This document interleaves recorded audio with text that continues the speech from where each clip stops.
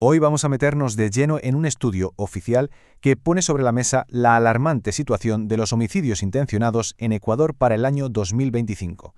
Los datos, la verdad, pintan un panorama bastante complejo, así que vamos a sumergirnos directamente en las cifras para entender qué está pasando.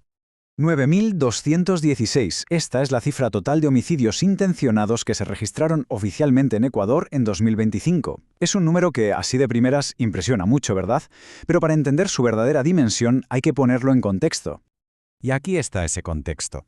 Estamos hablando de una tasa nacional de 51,2 homicidios por cada 100.000 habitantes. Para que nos hagamos una idea, esta cifra coloca a Ecuador entre los países más violentos del mundo. Un cambio brutal para una nación que hasta no hace mucho era considerada de las más seguras de la región. El propio estudio lo deja clarísimo con esta afirmación. Esto no es solo una estadística más, refleja una transformación profundísima y muy preocupante en la seguridad del país. Un deterioro que además se ha acelerado muchísimo en los últimos años. Ahora bien, esta violencia no se reparte por igual en todo el territorio, ni mucho menos. El estudio revela que está muy concentrada geográficamente. Vamos a ver dónde están esos focos de violencia. Ojo a esta tabla porque es muy reveladora.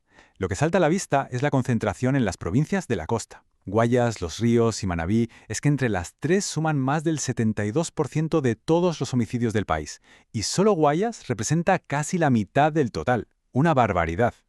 Y si la tabla era clara, este gráfico lo deja, cristalino. Compara la tasa de Los Ríos, que es la provincia más violenta, con 141,8, frente a Pichincha, donde está la capital, Quito, con una tasa de solo 10. La diferencia es sencillamente abismal.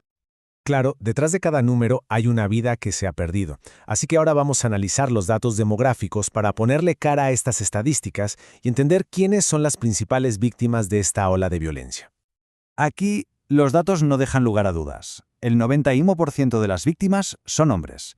Esta desproporción tan grande, la verdad, es coherente con los patrones de violencia criminal que se ven en otras partes de América Latina, donde los hombres jóvenes son, por desgracia, el grupo de mayor riesgo. Pero si hay un dato que de verdad pone los pelos de punta es la edad. Fijaos, casi el 80% de las víctimas tenían entre 18 y 44 años. Son los jóvenes y los adultos en sus años más productivos quienes están pagando el precio más alto de esta crisis. 31,9 años. Esa es la edad promedio de una víctima de homicidio en Ecuador en 2025. Un dato que, en fin, resume la tragedia. La violencia se está llevando por delante el futuro del país. Vale, ya sabemos dónde ocurre y a quién lo afecta más. Pero, ¿cómo se cometen estos crímenes? ¿Y por qué? Vamos a ver qué nos dicen los datos sobre las herramientas y las motivaciones que hay detrás de todo esto. El dato aquí es simplemente abrumador. El 88% de los homicidios se cometieron con armas de fuego. Está claro que la facilidad para conseguirlas es un factor clave en la letalidad de la violencia. De hecho, el informe detalla que las pistolas se usaron en más de 2/3 de todos los casos. ¿Y cuál es el motor de gran parte de esta violencia? Pues el estudio apunta directamente a una conexión con el narcotráfico. Casi una cuarta parte de los motivos que se han podido identificar están ligados a las drogas, sobre todo a las disputas por el control del microtráfico. Hasta ahora hemos estado analizando los datos oficiales. Pero, aquí viene la gran pregunta. ¿Estos datos reflejan toda la realidad? El propio estudio nos invita a ser críticos y a pensar en las limitaciones de estas cifras. Esta es la pregunta del millón que plantea el análisis. Y la respuesta corta es que no. Parece que hay una brecha bastante grande entre los crímenes que realmente ocurren y los que acaban convirtiéndose en una estadística oficial. Este esquema lo explica genial. Es como una especie de embudo, ¿verdad? Desde que ocurre un delito hasta que se convierte en un número oficial, la información tiene que pasar por un montón de filtros. Que se denuncie, el parte policial, que entre en los sistemas informáticos, y en cada uno de esos pasos se puede perder información.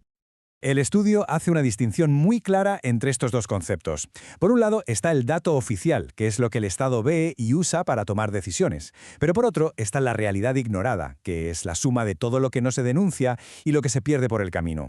Y claro, esta diferencia tan grande acaba minando la confianza y complica mucho crear políticas que de verdad funcionen. A pesar de que los datos tienen sus limitaciones, el análisis sí que nos da una base bastante sólida para poder actuar.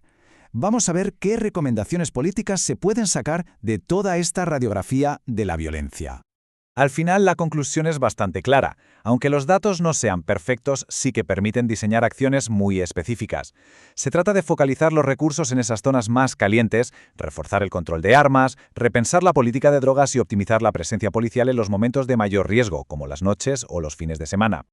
Y esta es la pregunta final que nos deja el análisis, la que de verdad resuena después de ver todo esto. Para afrontar una crisis de esta magnitud, no solo hacen falta recursos, sino también inteligencia y datos fiables. El gran desafío para Ecuador es doble: combatir la violencia en la calle y a la vez cerrar esa brecha entre la realidad y las cifras oficiales para poder de verdad entender lo que pasa y empezar a sanar.